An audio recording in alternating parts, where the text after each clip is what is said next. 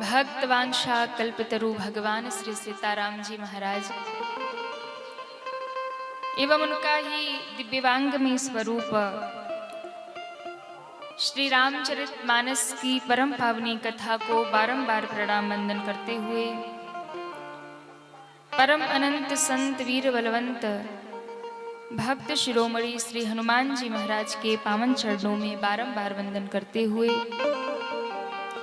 मंदिर में विराजमान मां आदिशक्ति भगवती मां जगदम्बा एवं समस्त देवी देवताओं के चरणों में बारंबार वंदन करते हुए पूज्य श्री सद्गुरुदेव जी महाराज के चरणों में सादर वंदन।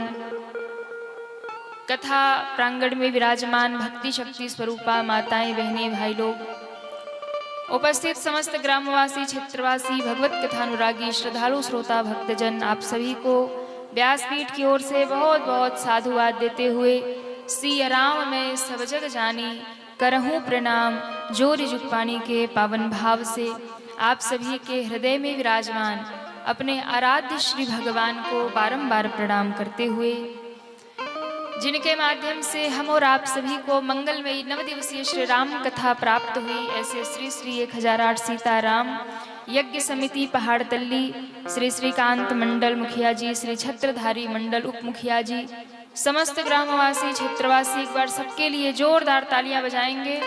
सभी को बहुत बहुत साधुवाद। हम और आप सभी आज की इस परम मंगलमयी कथा में प्रवेश करें और इस कथा को कहे सुने गाएं उससे पूर्व बड़े प्रेम से बड़े भाव से भगवत नाम सब हमारे साथ गाएंगे तालियां बजाते हुए। तत्पश्चात आज की मंगलमयी कथा में हम सभी प्रवेश करेंगे। सभी बड़े भाव से गाएंगे।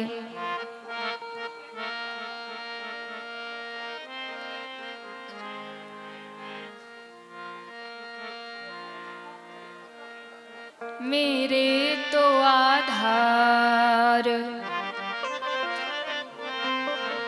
सीताराम के चरणारविंद, मेरे तो आधार सीताराम के चरणारविंद, मेरे तो आधार सीताराम के चरणारविंद, मेरे तो आधार सीताराम के चरणारविंद, राम के चरणारविंद राघव के चरणा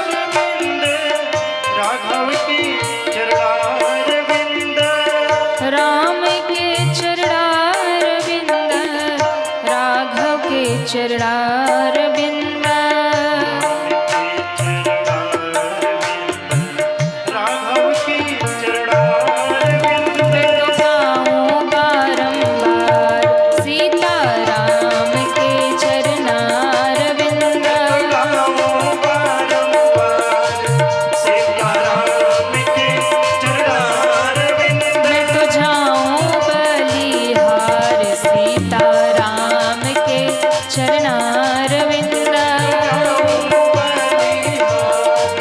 सीताराम के चरण सभी तालियां बजाते हुए भाव से हरि बोल।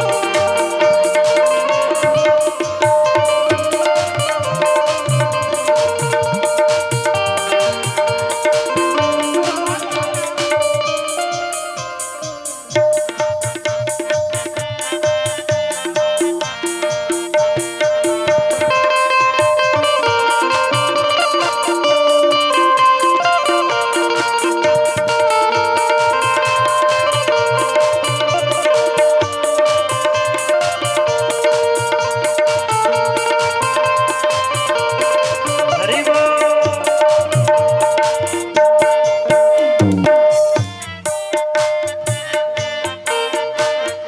राम के चरणारविंद राघव के चरणारविंद राम के चरणारविंद राघव के चरणारविंद राघव के चरणारविंद सीताराम के चरणारविंद राघव के चरणारविंद सीताराम के चरणारविंद सीताराम के चरणारविंद रघुनाथ के चरणारविंद राम के चरणारविंद रघुनाथ के चरणारविंद मेरे गले का हार सीताराम के चरणारविंद मेरे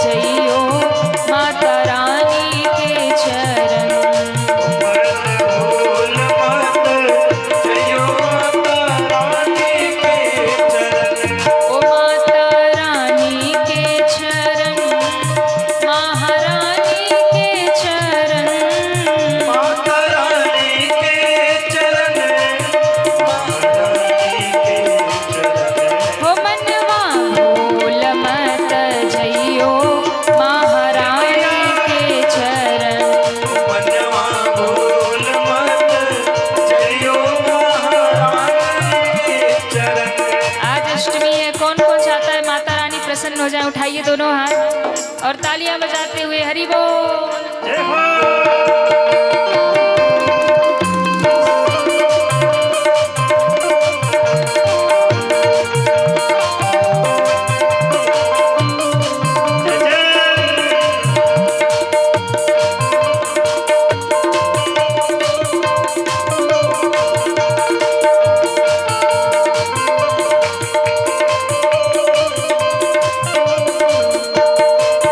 ओ माता रानी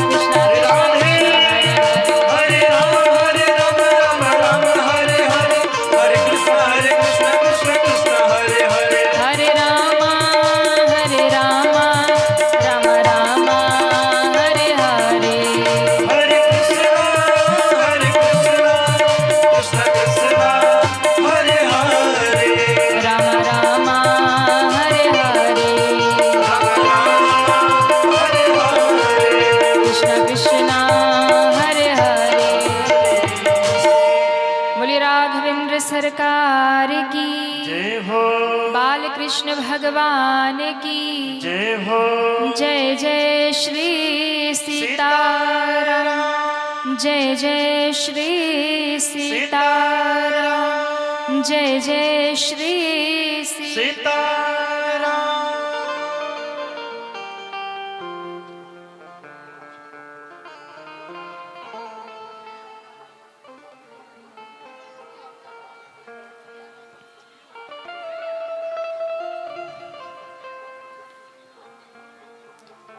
परम मंगलमयी परम कल्याणमयी श्री राम कथा के आज इस परम पावनी बेला में हम और आप सभी उपस्थित हैं। बड़े ही मंगलमय भाव से हम सभी कथा श्रवण कर रहे हैं। कल की कथा यात्रा को हम और आप सब ने जहाँ विश्राम किया था वहीं से हम सभी कथा को लेकर के आगे बढ़ेंगे। कल राम कथा के क्रम में हम सब ने दर्शन किया मैया शबरी का पावन चरित्र। शबरी मैया को भगवान राम ने दर्शन दिया। उनके हाथों से भगवान ने जूठे बेर खा लिए और नवधा भक्ति 9 प्रकार की भक्ति कैसे करना चाहिए, भक्ति है क्या, भक्ति का अर्थ क्या है। भक्ति का अर्थ जो हम लोग अपने हिसाब से लगा लेते हैं कि मंदिर में जाके 2 अगरबत्ती दिखा दिया, बोले हम बड़े भगत हैं, हम भक्ति करते हैं। 2 दिया मंदिर में जला दिया जाके मैया के सामने, भोले बाबा के सामने, बोले हम भगत हैं। 2 गुड़हल का फूल ले जाकर मैया को चढ़ा दिया, वो भी दूसरे के दरवाजे से चोरी से तोड़ के, और कहेंगे कि हम भक्ति कर रहे हैं। ये भक्ति नहीं है, ये पूजा है। तो भक्ति क्या है? भगवान राम ने 9 प्रकार की भक्ति मैया शबरी को बताई। प्रथम भगत संतन कर संगा, दूसरी रति मम कथा प्रसंगा। पहली भक्ति, सबसे पहली भक्ति क्या है? तो संतों का संग करना, सत्संग करना, अच्छे लोगों का संग करना पहली भक्ति है। दिया अगरबत्ती घुमाना नहीं, ये तो पूजा है, ये भक्ति का एक नियम है, भक्ति नहीं है ये। प्रथम भगति संतन कर संगा, दूसरी रति मम कथा प्रसंगा। यहाँ बैठकर जो प्रेम से आप राम जी की कथा सुन रहे हैं ना, ये भगवान की दूसरी भक्ति आप कर रहे हैं। गुरुपद पंकज सेवा, तीसरी भगति अमान, चौथी भगति मम गुण गण, करहि कपट तजी गान। तीसरी भक्ति क्या है? बोले गुरुपद पंकज सेवा, गुरु के चरणों की सेवा कैसे करें? तो अमान रहित होकर, मान रहित होकर के, ये नहीं कि अभिमान करके सेवा करें कि हम तो बहुत बड़े सेवक हैं। अभिमान छोड़ करके जो गुरु की सेवा करे। और चौथी भक्ति है, चौथी भगति मम गुण गण, करहि कपट तजी गान। भगवान के गुणों का गान करना कपट छोड़ करके। ऐसा नहीं कि भगवान का नाम तो खूब गाते हैं और दूसरे की गर्दन उतारने को तैयार हैं। हाँ, बोले हम तो खूब भजन करते हैं, बाकी अधर्म भी खूब ही करते हैं, गलत काम भी करते हैं और खूब भजन भी करते हैं, तो वो भजन किसी काम का नहीं है। चौथी भक्ति कही है कि चौथी भगति मम गुणगण करहि कपट तजी गान। कपट छोड़ करके, छल छोड़ करके जो भगवान का गुणगान करता है वो चौथी भक्ति करता है। वो कहावत एक होती है कि मुंह में, मुख में राम, बगल में क्या होता है, पता है कि नहीं आप लोग को?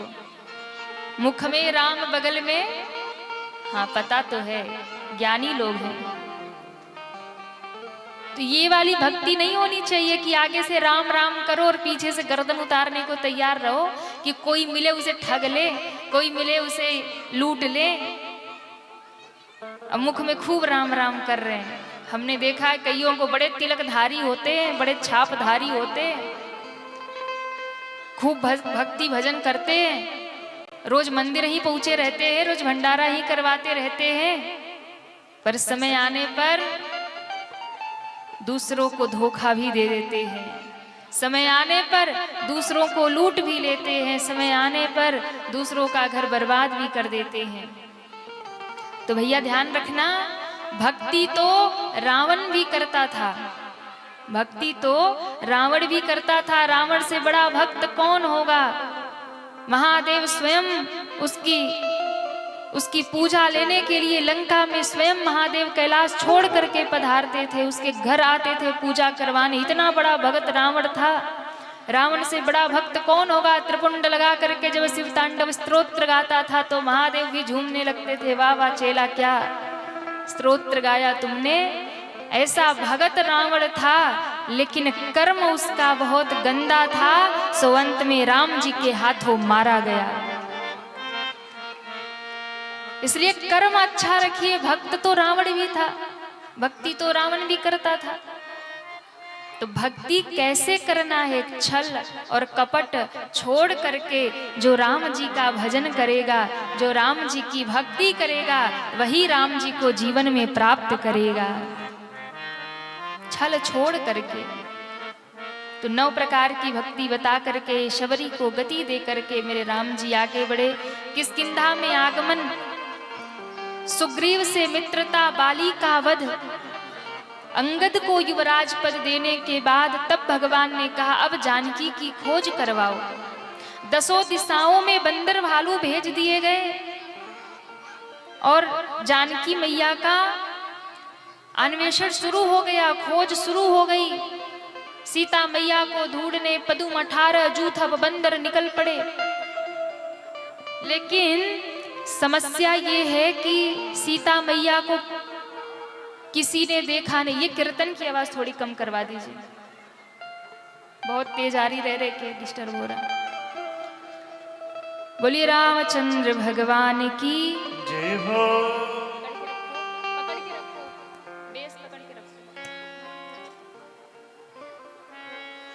तो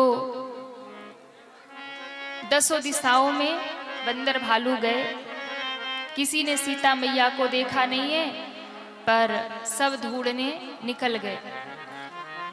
अब जैसे ही सब सीता मैया को ढूंढ रहे हैं, एक सेना की टुकड़ी जो दक्षिण दिशा की ओर गई थी, स्वयं प्रभा से भेंट हुई। स्वयं प्रभा ने देखा सब भूख प्यास से व्याकुल हैं, राम कार्य में निकले हैं, तो स्वयं प्रभा ने उन सबको तृप्त किया। कंदमूल फल जल सब प्राप्त हुआ, सब तृप्त हुए। स्वयं प्रभा ने कहा नेत्र बंद करो, हम तुम्हें जानकी मैया के नजदीक पहुंचा देंगे। बंदरों ने आंख बंद किया, पर बंदर चंचल स्वभाव के होते हैं। चंचल स्वभाव था, बंदरों को लगा जरा आंख खोल के देखे कि हम पहुंचे कहाँ। बीच में ही आंख खोल दिया और आंख जब खोला तो अपने को पाया कि सामने विशाल समुद्र है, पीछे पूरा टापू है, बालू ही बालू है, समुद्र के किनारे सब बैठे। अब सबने सोचा कि हम ये कहाँ फंस गए, न कुछ खाने को न कुछ पीने को यहाँ मिलेगा, अब तो ऐसे ही मरेंगे, लौट के वापस भी नहीं जा सकते। अगर वापस गए तो महाराज सुग्रीव मार देंगे। कहा था 1 महीना के भीतर अगर जानकी मैया की खोज करके नहीं लौटोगे तो सबको मार दूंगा। सब बैठ के बंदर भालू रोने लगे कि अब हम मर ही जाएंगे, अब हमारा मरना निश्चित है। क्यों? बोले यहाँ बैठे रहेंगे तो भूख प्यास से मरेंगे, वापस लौट के जाएंगे तो महाराज सुग्रीव मार देंगे। अब क्या करें? इतने में एक विशाल पक्षी आया जिसका नाम था संपाति। उसने कहा कि वाह वाह, आज तो विधाता मेरे बाम हो गए, विधाता मेरे दाहिने हो गए। क्यों, आज बैठे बिठाए भोजन मिल गया, बहुत समय से कुछ खाया पिया नहीं। इतने सारे बंदर भालू मरेंगे, खूब सारा भोजन मिलेगा। अब और सारे बंदर भालू जोर जोर से रोने लगे, बोले अभी मरे नहीं कि खाने वाले भी आ गए। देखो देखो, एक ये ऐसा पक्षी है जो हमें खाने के लिए आ गया, हमारी सहायता नहीं कर रहा। पर एक वो पक्षी था जिसने राम कार्य में अपने प्राण सौंप दिए थे। जटायु जी की बात होने लगी। संपाति ने कहा कि वो तो मेरे भाई थे, अगर उन्होंने राम कार्य के लिए, राम जी के लिए अपने प्राण न्यौछावर करे तो मैं भी आप सबको कुछ न कुछ सहायता तो जरूर करूंगा। तो क्या करें? जानकी मैया का पता हम आपको बता सकते हैं। कहाँ है जानकी मैया? बोले ये 400 कोस का समुद्र दिख रहा है। बोले हाँ, इस 400 कोस के समुद्र के उस पार त्रिकूट पर्वत पर लंका नगरी बसी है। उस सोने की लंका के बीच में अशोक वाटिका बनी है। उस अशोक वाटिका में एक अशोक का वृक्ष है। उसी अशोक के वृक्ष के नीचे मैया जानकी बैठी रो रही है। मैंने बता तो दिया, लेकिन अब किसी की हिम्मत है तो भैया समुद्र पार करके उस पार जाओ और जाकर के जानकी मैया का खबर ले आओ। सब बंदर भालू उठ के खड़े हो गए, अपने अपने बन का अनुमान लगा रहे, हम जाएंगे हम जाएंगे हम जाएंगे। कितना जा पाओगे? 400 कोस का समुद्र है। अब कोई कहता है मैं 1 योजन जाऊंगा, कोई कहता मैं 2 योजन जाऊंगा, कोई कहता मैं आधा जाऊंगा, कोई कहता आधा का आधा जाऊंगा, कोई कहता किनारे तक पहुंच पाऊंगा। तब अंगद जी खड़े हो गए। अंगद जी ने कहा मैं बताता हूं कहां तक जा सकता हूं। कहां तक? अंगद कही जाऊं मैं,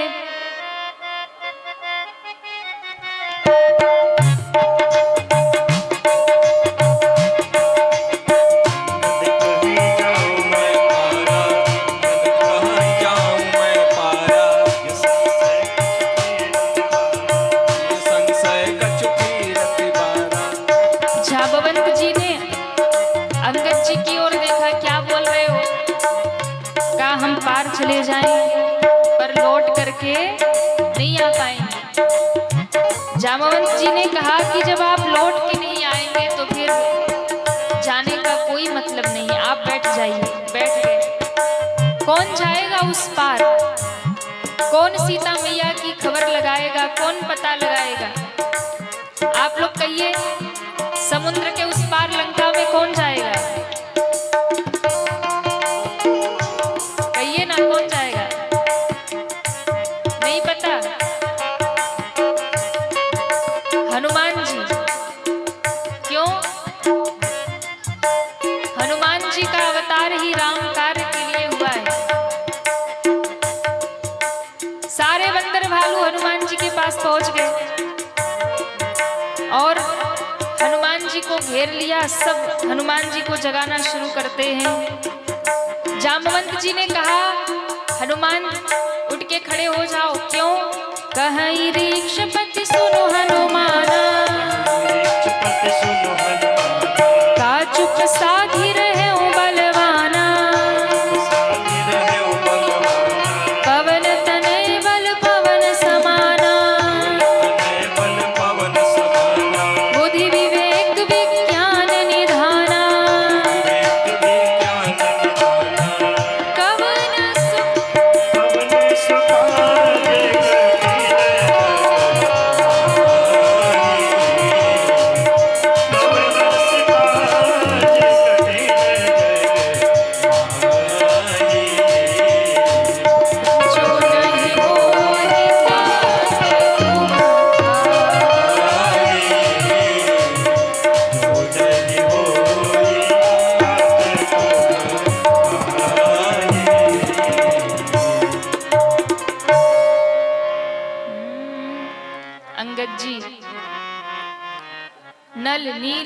जामवंत सब हनुमान जी को घेर के खड़े हैं और सब हनुमान जी को जगा रहे हैं। हनुमान उठो, तुम चुप साध कर क्यों बैठे हो? बल के निधान हो, बुद्धि के निधान हो, तुम राम जी के सेवक हो। पर हनुमान जी नहीं उठे। हनुमान जी ध्यान में बैठे।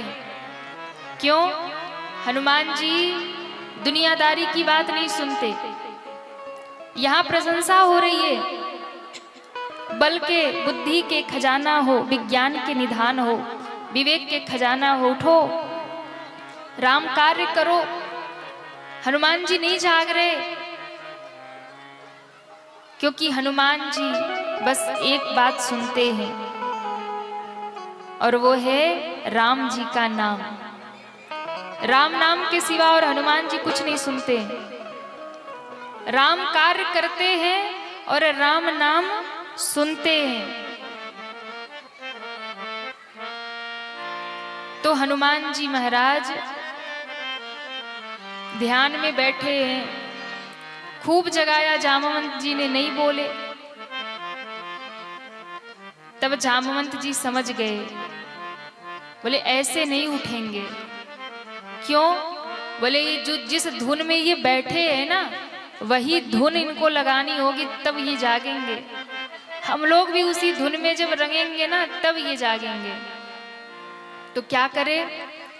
जामवंत जी ने कहा, सुनो, ये केवल राम नाम सुनते हैं और राम नाम गाते हैं।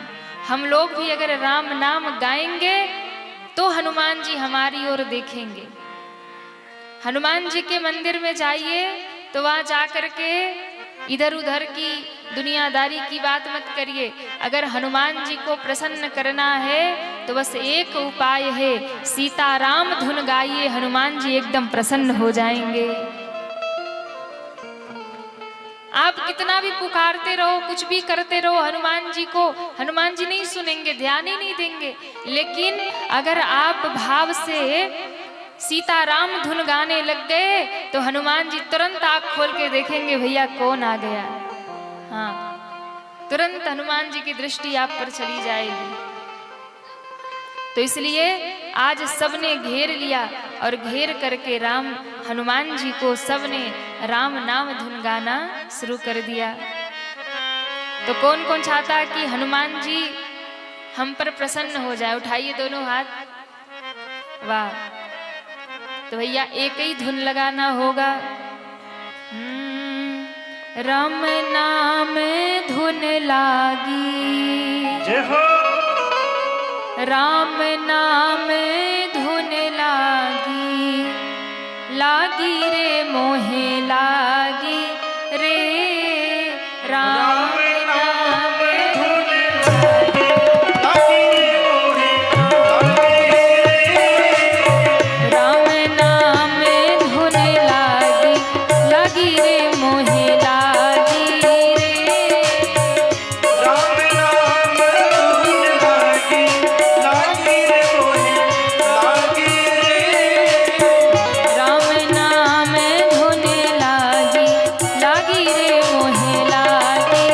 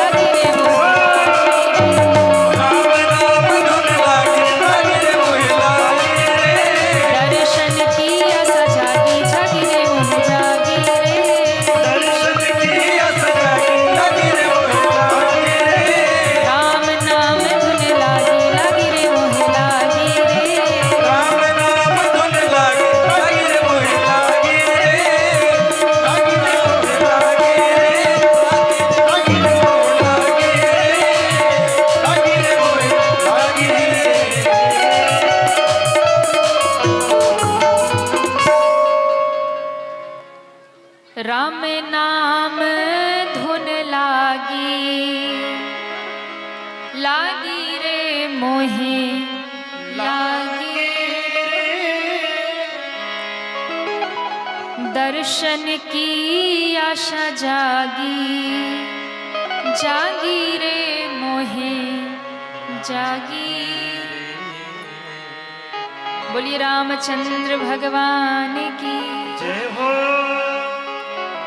तो जिसको राम जी से लगन लग जाएगी, जिसको राम जी से प्रेम हो जाएगा, उसको फिर दुनियादारी से कोई मतलब रहे नहीं पाएगा, फिर वो भगवान का ही होकर के रह जाएगा।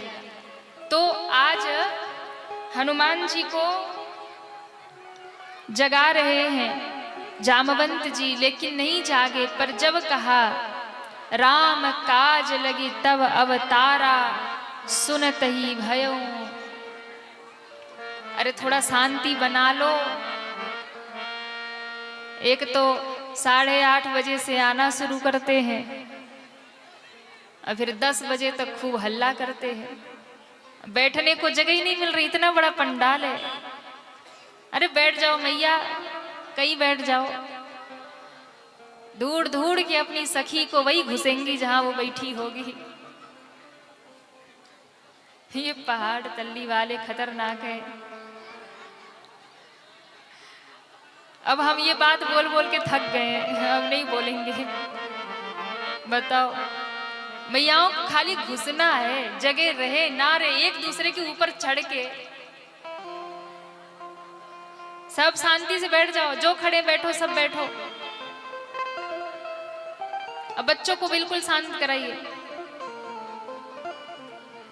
मधुर मधुर नाम सीताराम सीताराम, मधुर मधुर नाम सीताराम सीताराम, मधुर मधुर नाम सीताराम सीताराम, मधुर मधुर नाम सीताराम सीताराम, राजा राम राजा राम, राजा राम राजा राम, सीताराम सीताराम, राजा राम राजा राम।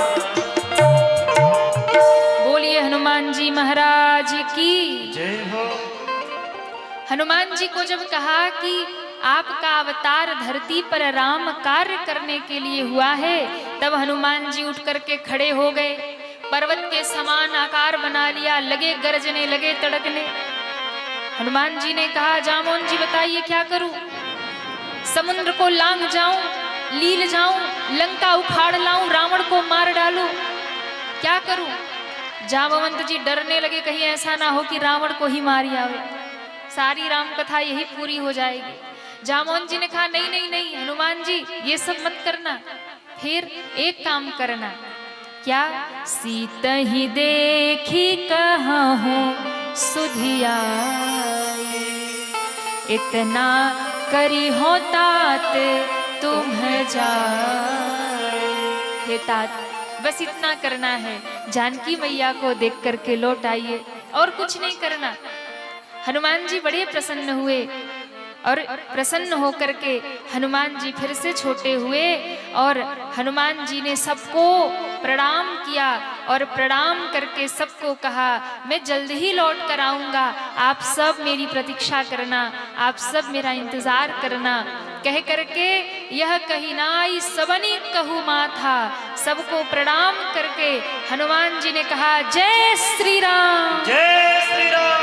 कह करके हनुमान जी उछले, एक पहाड़ पर, पर्वत पर पैर मारा और जैसे ही उछले वो पहाड़ पर्वत जो था वो धस करके पाताल में चला गया।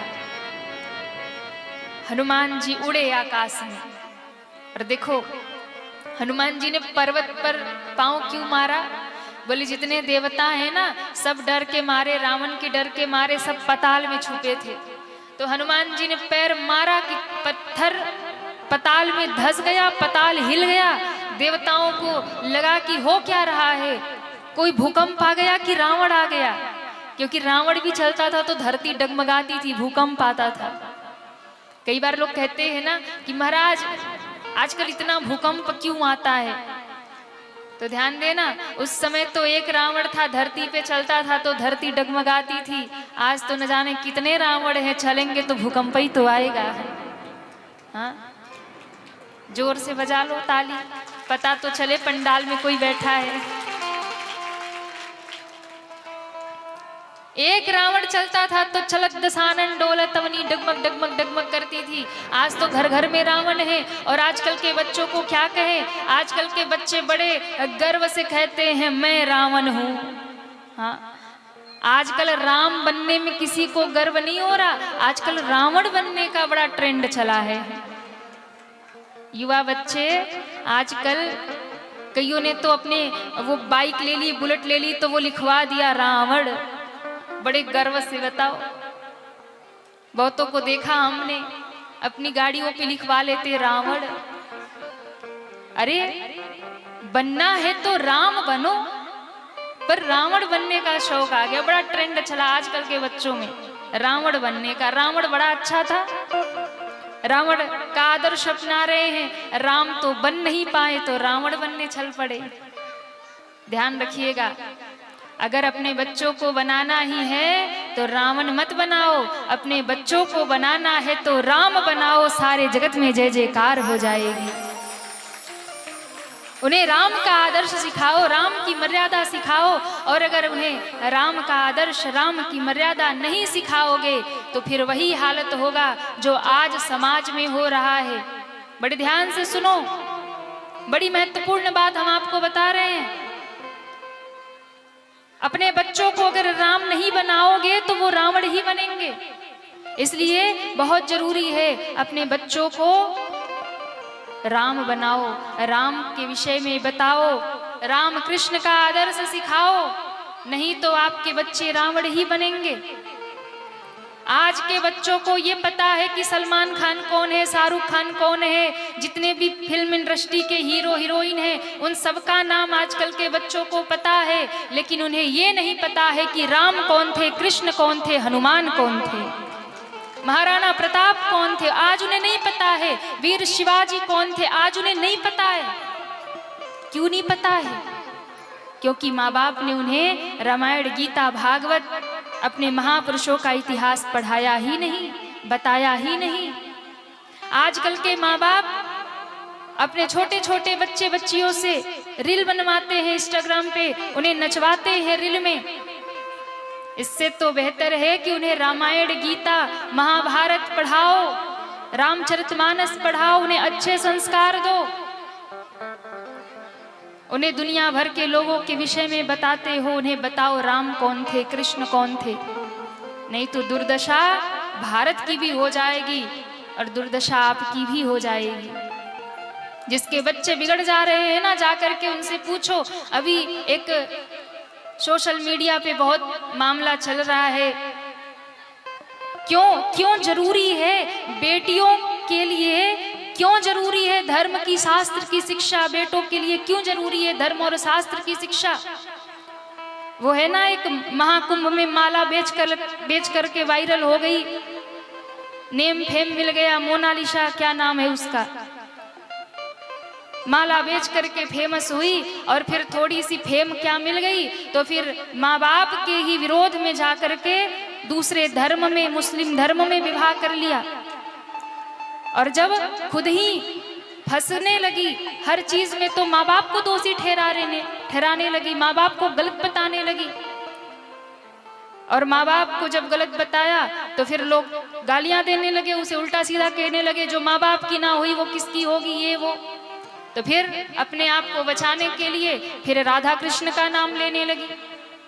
ये बताओ, राधा जी ने भी तो कृष्ण से प्रेम किया था। आज के समाज के, आज के युवाओं की सबसे बड़ी यही तो समस्या है कि वो सनातन धर्म को जानते नहीं हैं और अपने आप को भगवान से बराबरी करने लग जाते हैं। उन्हें पता नहीं है कि राधा कृष्ण है कौन, जिसका नाम वो ले रही हैं। उन्हें खबर नहीं है वो किसका नाम ले रही हैं। राधा कृष्ण के प्रेम की दुहाई दे रही है। अरे राधा कृष्ण का प्रेम, दिव्य प्रेम, अलौकिक प्रेम, ये संसार से कभी बराबरी हो सकती है? जिस सनातन धर्म में सर्वोच्च स्थान पर राधा कृष्ण के प्रेम को रखा गया है।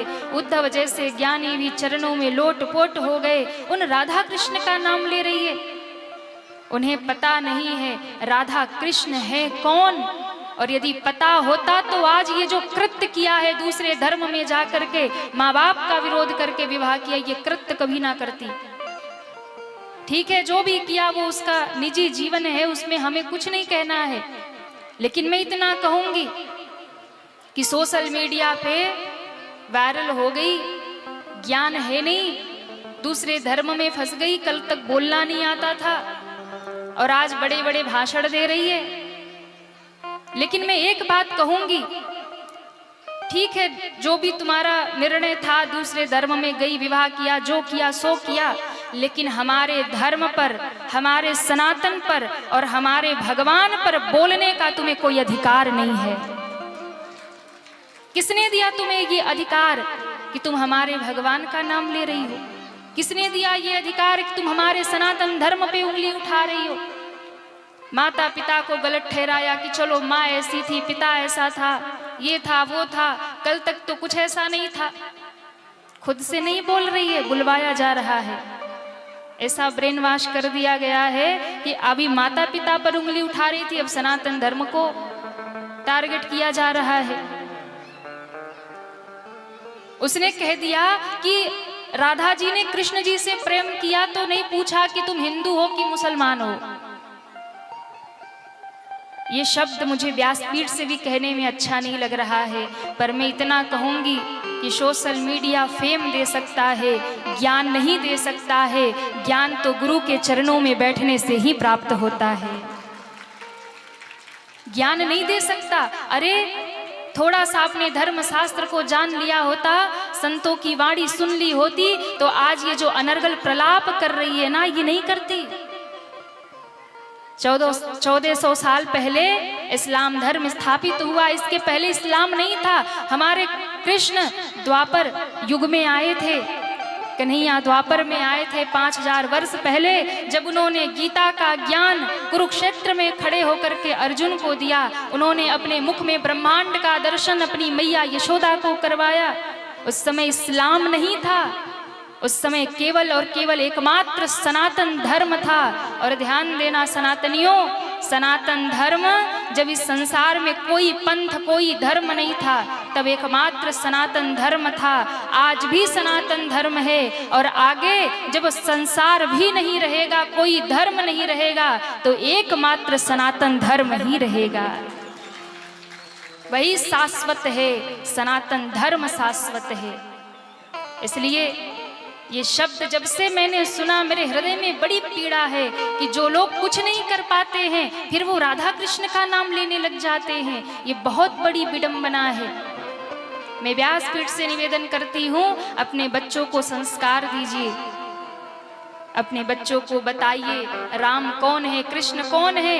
नहीं तो कल के आपके बच्चे आपके ही विरोधी बन जाएंगे, जिहादियों के चक्कर में पड़ जाएंगे, आपके ही विरोधी बन जाएंगे, धर्म पर भी उंगली उठाएंगे और आप पर भी उंगली उठाएंगे। इसलिए अपने बच्चों को संस्कार दीजिए, अपने बच्चों को बताइए कि सनातन धर्म क्या है, राम कौन थे, कृष्ण कौन थे, वीर शिवाजी कौन थे, महाराणा प्रताप कौन थे, स्वामी विवेकानंद कौन थे, जिन्होंने विदेश में जाकर के सनातन धर्म का झंडा लहरा दिया। अपने बच्चों को बताइए। माताएं बहनें रील्स बनाती है ना, बनाओ रील्स, हमें कोई दिक्कत नहीं है, हमारा कोई विरोध नहीं है। खूब इंस्टाग्राम पे चलाओ, रील्स डालो, खूब रील्स बनाओ। लेकिन मैं इतना कहूंगी, ऐसे रील्स मत बनाओ जिससे आपका भी जीवन बर्बाद हो और आपके बच्चों का भी जीवन बर्बाद हो। रील्स बनाना ही है तो सनातन धर्म पर बनाओ, अपने सनातन पर बनाओ, अपने देवी देवताओं पर बनाओ, अच्छी अच्छी बातें पोस्ट करो, ताकि समाज में वो बातें जाएं तो आपसे प्रेरित होकर के 4 लोग और अपने धर्म को मानने लग जाएं, लोगों में जागृति आ जाए। ऐसी रील्स बनाओ ना। गलत रील्स बनाते हैं, गलत मैसेज लोगों तक पहुंचाते हैं, ये बहुत गलत बात है। छोटे छोटी बच्चियां रील्स बना रही हैं, छोटे छोटे कपड़े पहन करके, और वो नाच रही है, नृत्य कर रही है। अपने बच्चों को नचनिया मत बनाओ, बनाना ही है तो सनातनी बनाओ। अपने बच्चों को राम कृष्ण, सिया अनसुईया, महारानी लक्ष्मीबाई बनाओ, जो देश का भी नाम रोशन करे और माँ बाप का भी नाम रोशन करे। हाँ? अपने धर्म को और अपने बच्चों को, दोनों को बचाइए, नहीं तो जिहादियों के चक्कर में पड़ करके कल आपके भी बच्चे धर्म परिवर्तन करेंगे, आपसे विरोध करेंगे और धर्म को भी गलत बताएंगे और माँ बाप को भी गलत बताएंगे, आपको भी गलत बताएंगे। समझ जाइए, सुधर जाइए और अपने बच्चों को ज्यादा से ज्यादा धर्म से, आध्यात्म से और सनातन से जोड़ करके रखिए, नहीं तो वही हालत होगी जो आज उस मोनालिसा के माता पिता की हो रही है।